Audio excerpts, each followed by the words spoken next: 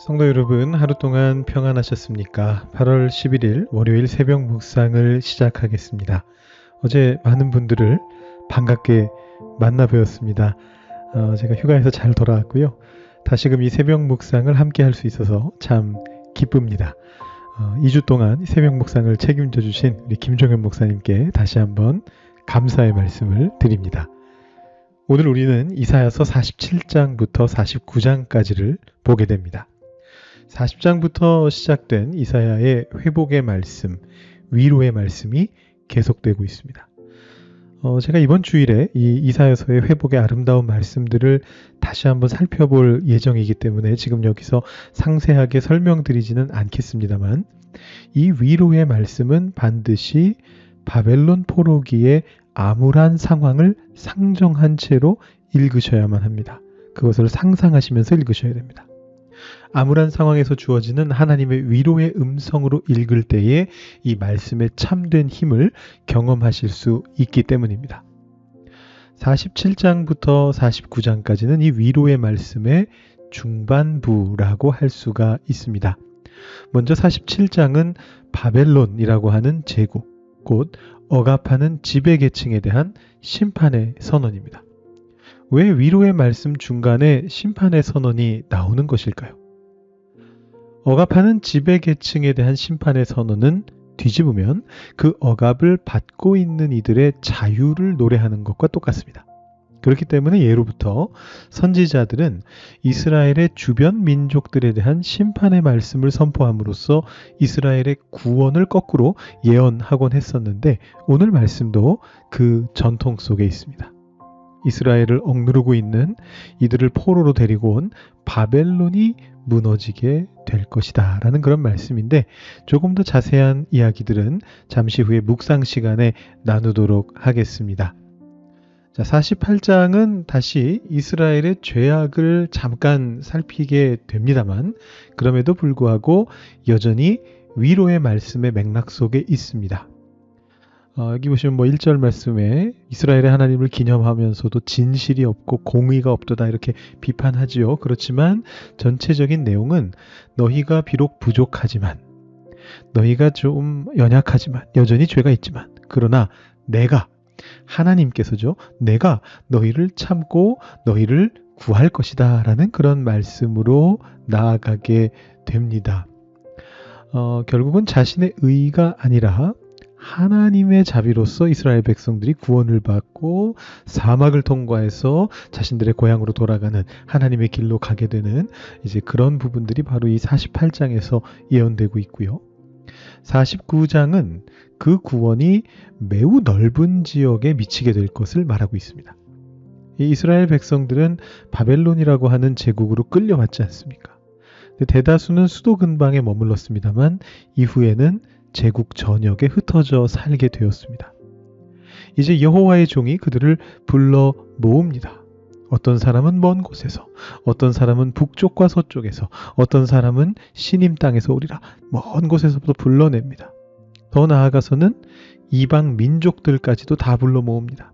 흩어져 살았던 이스라엘 포로만이 아니고 그들을 통해서 이방 민족들까지도 다 불러냅니다. 그래서 이방의 빛이 되는 거죠, 이스라엘이. 그래서 온 세상이 하나님을 보게 되는 그런 비전을 노래하면서 이 49장이 마무리가 됩니다. 자, 제가 간략하게 47장부터 49장의 흐름과 내용을 설명해 드렸는데, 여러분들께서 직접 이것이 바벨론 포로들에게 주어진 위로의 말씀이구나 라는 것을 생각하시면서 한번 읽어보시고, 그 중에 마음에 와닿는 문장이 있으시면, 그런 구절이 있으시면 묵상해 보시면서 오늘 하루 시작하시면 좋겠고요. 저도 오늘 말씀 중에서 저의 묵상을 좀 나누도록 하겠습니다. 원래는 오늘 월요일이기 때문에 주일 말씀을 다시 정리해보는 시간인데요. 제가 여러 번 말씀드렸습니다만 제가 다른 목사님의 설교를 제가 다시 요약하지는 않습니다. 왜냐하면 그렇게 되면 여러분들께서 직접 들으신 내용이 아니고 저의 어떤 필터를 통해서 걸러진 또 다른 설교를 들으시는 것과 마찬가지가 되기 때문에 제가 되도록이면 다른 목사님께서 하신 설교는 제가 요약을 안 하려고 하고 있습니다. 어제 설교가 결코 중요하지 않아서가 아니고요. 거꾸로입니다. 어제 설교의 말씀이 여러분들께 직접 가서 닿았을 텐데 하나님께서 그렇게 하셨을 텐데 제가 거기에 끼어들고 싶지 않기 때문에 오늘은 평소처럼 제가 오늘 묵상한 이 말씀들 중에서 통독한 말씀들 중에서 묵상 말씀을 하나 뽑아보도록 하겠습니다. 이사야서 47장 5절부터 9절 말씀인데요. 제가 먼저 성경 말씀부터 읽어드립니다. 딸 갈대아여 잠잠히 앉으라. 흑암으로 들어가라. 네가 다시는 여러 왕국의 여주인이라 일컬음을 받지 못하리라. 전에 내가 내 백성에게 노하여 내 기업을 욕되게 하여 그들을 내 손에 넘겨주었거늘 내가 그들을 긍휼히 여기지 아니하고 늙은이에게 내 멍에를 심히 무겁게 메우며 말하기를 내가 영영히 여주인이 되리라 하고 이 일을 내 마음에 두지도 아니하며 그들의 종말도 생각하지 아니하였도다. 그러므로 사치하고 평안히 지내며 마음에 이르기를 나뿐이라. 나 외에 다른 이가 없도다. 나는 과부로 지내지도 아니하며 자녀를 잃어버리는 일도 모르리라 하는 자여 너는 이제 들을지어다. 한날에 갑자기 자녀를 잃으며 과부가 되는 이 두 가지 일이 내게 임할 것이라. 네가 무수한 주술과 많은 주문을 빌릴지라도 이 일이 온전히 내게 임하리라. 아멘. 예로부터 국가와 도시는 여성으로 많이 형상화가 되었습니다. 이 고대 근동 지역에서 대체로 그렇게 많이 했는데 우리가 앞으로 예레미야나 또 에가 같은 곳에서 자주 보게 될 상징입니다. 자, 거기서는 주로 이제 이스라엘, 예루살렘이 이렇게 여성으로 형상화가 되는데요. 이 이사야 47장에서는 바벨론이 딸 갈대아라는 그런 이제 호칭으로 혹은 처녀딸 바벨론이라는 그런 호칭으로 여성으로서 형상화가 되고 있습니다. 자, 그런데 이 바벨론은 여성 중에서도 어떤 여성으로 형상화가 되느냐 하면 여러 왕국의 여주인이었다. 이렇게 이야기가 됩니다. 굉장히 적절한 호칭입니다. 왜냐하면 사실상 인류 역사에서 인류 역사라고 하면 너무 거창할 수 있지만 이 고대 근동 지역에서 최초의 제국을 이뤘다라고 말할 수 있는 국가가 바로 바벨론이기 때문이에요. 그래서 이 바벨론의 통치 아래에 수많은 왕국들이 있었고요. 그 중에 남유다 왕국도 있었습니다. 자, 여러분들께서 익히 잘 아시다시피 이 남유다 왕국은 바벨론의 느부갓네살 왕에 의해서 점령당했죠. 그때의 예루살렘 성도 또 성전도 다 함락당했습니다. 자, 그리고 거기에서 이 남유다의 귀족 계층들 그리고 지식인 계층들 선지자, 예언자라던가 아니면 제사장이라던가 이런 사람들이 전부 다 포로로 끌려가게 됩니다. 그래서 바벨론의 근교에서 주로 운하를 파는 작업에 동원됐던 것 같아요. 자, 근데 이 포로라는 표현을 씁니다만 실제로 역사를 연구하는 사람들을 말로는 이 바벨론 근교에서 운하를 파는 이 작업이 그렇게까지 아주 심각하게 이 포로의 인권을 이렇게 없애고 이러는 거는 아니었다고 합니다. 그 사람들도 다 살아가는 사람들처럼 평범한 사람들처럼 시장에도 가서 물건도 구하고 이러면서 살아갈 수는 있었다 그래요. 그렇지만 여러분 한번 생각해 보십시오. 이 지배계층이 끌려간 거거든요. 평소에 막노동 같은 거 안 해본 사람들이에요. 귀족계층, 지식인 계층인데 일단 벌써 수천 킬로미터의 길을 질질 끌려갔습니다. 그리고 거기에서 평소에 해보지 않았던 막노동에 시달렸습니다. 아주 고생을 많이 한 거죠. 그래서 심지어 그 중에 노약자들의 경우에는 죽음에까지 이르게 되는 어린아이들이나 나이 많으신 분들 이런 분들은 심지어 그 과정 속에서 죽음에까지 이르는 이런 경험들을 하게 되었던 겁니다. 그에 대한 심판의 선언이 바로 오늘 말씀입니다. 아주 쉽게 말한다면 그가 행한 대로 당하게 될 것이다 라는 그런 말씀인데요. 8절과 9절 말씀을 보시면 이렇게 되어 있습니다. 그러므로 사치하고 평안히 지내며 마음에 이르기를 나뿐이라. 나 외에 다른 이가 없도다. 나는 과부로 지내지도 아니하며 자녀를 잃어버리는 일도 모르리라 하는 자여 너는 이제 들을지어다. 한날에 갑자기 자녀를 잃으며 과부가 되는 이 두 가지 일이 내게 임할 것이라. 내가 무수한 주술과 많은 주문을 빌릴지라도 이 일이 온전히 내게 임하리라. 그러니까 남을 과부로 만들고 남의 자녀를 잃어버리게 한 자에게 똑같은 일이 반드시 다시 일어나게 될 것이다 라는 그런 사실입니다. 매우 무서운 이야기죠. 근데 여기에 더욱더 무서운 일이 있습니다. 이 바벨론은요, 자신의 잘못을 자각조차 하지 못하고 있다라는 것입니다. 자, 6절, 7절 말씀으로 한번 거슬러 가보겠습니다. 뭐라고 적혀 있나요? 전에 내가 내 백성에게 노하여 내 기업을 욕되게 하여 그들을 내 손에 넘겨주었거늘. 하나님께서 그렇게 하셨습니다. 네가 바벨론이 그들을 긍휼히 여기지 아니하고 늙은이에게 내 멍에를 심히 무겁게 메우며 말하기를 내가 영영히 여주인이 되리라 하고 이 일을 내 마음에 두지도 아니하며 그들의 종말도 생각하지 아니하였도다. 어떤 사람들은 자신이 잘못을 하고 있다는 사실을 자각하면서 그 악을 행합니다. 굉장히 잔인한 악입니다.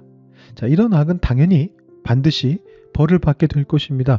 잘못인 줄 알면서 저질렀으니 언젠가는 벌을 받겠죠. 그런데 문제는요, 지금 여기에 나오고 있는 이런 경우입니다. 스스로는 악을 행한다라고 생각하지 않으면서 자기 스스로는 남을 그다지 해롭게 하지 않는다라고 생각하면서 실제로는 그 결과로서 남을 해롭게 한 사람들, 이 사람들은 어떻게 되는 것일까요? 오늘 말씀에서 바벨론은 그저 멍에를 무겁게 메우면서도 그 종말을 생각하지 않았습니다.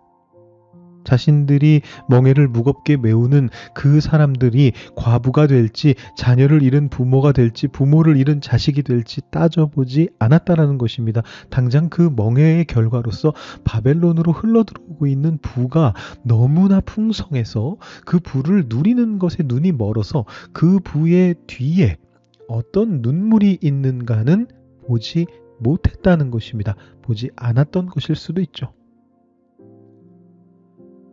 여러분, 이런 경우가 꽤 많이 있습니다. 사실은 이 지금 보신 것과 거의 비슷한 상황들이 우리의 일상에서도 사실은 일어납니다. 여러분 커피 좋아하시나요? 초콜릿 좋아하시나요? 커피나 초콜릿을 우리는 1불, 2불에 구매해서 값싸게 먹을 수 있습니다. 근데 이 커피나 초콜릿을 만들기 위해서 아프리카나 남미에서 이 카카오빈이나 커피빈을 얼마나 어떻게 열악한 환경에서 수확하고 가공하고 있는지는 전혀 관심을 가지지 않습니다. 그저 나는 언제나 커피 즐기고 초콜릿 먹을 수 있는 만큼 돈을 벌고 있으니까 나는 축복받았어 그러면서 그것으로 만족하는 거예요. 제3세계에 있는 어떤 명품백을 만드는 공장에서 그 공장의 직원들이 어떤 착취를 당하며 그것을 만들고 있는지 별로 관심을 가지지 않습니다. 왜 거기까지 생각해야 하나 하시는 분들도 계시겠고, 혹은 관심을 가지면 마음이 아프니까 일부러 관심을 끄는 경우도 있을 거예요. 자, 물론 제가 지금 이 잘못과 바벨론의 잘못이 굉장히 유사하다 말씀드렸지만 똑같은 급은 아니다라는 것을 잘 알고 있습니다. 왜냐하면 현대사회는 너무너무 복잡해졌잖아요. 그러니까 이런 어떤 모든 것들에 대해서 일일이 다 고민하면서 소비하면서 그렇게 살아간다는 건 힘들 수도 있습니다. 여러분, 공정무역이라는 말 들어보셨잖아요. 바로 아까 말씀드린 그런 건데, 카카오나 커피빈을 좀 더 대우해주면서, 그것을 수확하는 사람들을 좀 더 대우해주면서 내가 대신 비싸게 초콜릿을 먹겠다. 이게 이제 공정무역 이런 건데, 이런 공정무역 따지고 또 무슨 뭐 탄소 발자국이니 뭐 이런 거 따지고 이런 것들 때문에 오히려 머리만 아프다라고 생각할 수도 있습니다. 그리고 사실이기도 해요. 이 복잡한 사회 속에서 내가 생각해야 될 게 너무나 많은데 거기에서 이런 것까지 다 챙긴다? 불가능할 수 있습니다. 고대 사회와 현대 사회는 그런 점에서 굉장히 다릅니다. 그러니까 제가 여러분들께 커피를 싸게 드신다고 해서 제가 뭐라고 말하는 건 아니에요. 그런 뜻은 아닙니다. 그런데 이면에 무엇이 있는가를 볼 수 있는 눈은 길러야 된다는 것이죠. 적어도 하나님을 믿는 우리는, 성경을 읽고 묵상하는 우리는 나만 생각하는 태도, 그리고 남은 생각하지 않는 그 태도로부터는 벗어나야 하는 게 아닐까요? 성경은 이렇게 말하고 있습니다. 그러므로 사치하고 평안히 지내며 마음에 이르기를 나뿐이라 나 외에 다른 이가 없도다. 나는 과부로 지내지도 아니하며 자녀를 잃어버리는 일도 모르리라 하는 자여 너는 이제 들을지어다. 나만 생각하면 평안할 수 있습니다. 나만 잘 되면 그만이니까요. 그러나 그러한 평안함이 남을 해치는 악으로 나아갈 수도 있다라는 것을 자각할 필요가 있습니다. 우리는 크리스천이고요. 나의 평안만 추구하지 않는 그런 삶으로 부름을 받았습니다. 남을 생각해야 됩니다. 월남 이상재 선생께서 일본에 갔을 때 이런 경험을 하셨다고 합니다. 일본인들이 자신들의 어떤 발달한 문명을 보여주면서 자랑을 했는데 특히나 대포, 기관총 이런 것들을 많이 보여줬대요. 왜냐하면 이상재 선생께서 약한 나라에서 조선에서 오셨으니까 기를 죽이려고 했던 것 같습니다. 근데 이상재 선생님이 단 한마디의 말로 그들을 입 다물게 했다는 거예요. 뭐라 그랬냐면 과연 대일본 제국이 문명한 나라임을 알겠소이다. 다만 성경에서 칼로 흥한 자는 칼로 망한다 했으니 그것이 걱정이 되는구려 이렇게 말씀하셨다고 그래요. 그럼 어제 고대한 목사님께서도 각 국가들이 자기 나라만 생각하면서 욕심껏 행동하는 것들 때문에 지금도 전쟁과 같은 세상의 불행들이 계속되고 있다 이런 말씀을 하셨잖아요. 같은 맥락입니다. 내 칼이 크고 내 기관총이 튼튼하고 나는 안전하고 그래서 나는 평안한데 그로 인해서 남은 어떻게 되는가? 여기에 우리의 생각을 미치게 해야 된다는 것이죠. 그래야 우리가 그리스도의 마음을 품을 수 있고 그리스도인의 삶을 살아갈 수 있게 되는 것입니다. 여러분 오늘 묵상 제가 나눠드렸는데 여러분들 한번 직접 묵상해 보시고요. 더 생각해 보시면 좋겠고요. 또 제가 어제 고대한 목사님 말씀을 정리해 드리진 않는다고 말씀드렸는데 다만 고 목사님께서 나눔 질문을 주셨어요. 그래서 이 나눔 질문까지 소개해 드리면서 오늘은 굉장히 나눌 게 풍성하네요. 제가 말씀드린 묵상 내용도 좋고 아니면 여러분이 직접 통독하시다가 발견하신 묵상 말씀도 좋고 아니면 고 목사님이 어제 설교 말씀을 토대로 주신 나눔 질문도 좋겠습니다. 우리가 진정한 사랑을 하기 위해 무엇이 필요하나요? 한 주간 사랑하기 위해 구체적으로 무엇을 했는지 작성해 보세요. 이 나눔 질문을 생각해 보셔도 좋겠고요. 여러분 그 중에서 한 가지를 고르셔서 한번 생각해 보시고 묵상해 보시고 오늘 하루도 말씀으로 시작할 수 있게 되시기를 주님의 이름으로 축원드립니다. 기도하며 계속해서 묵상하시겠습니다.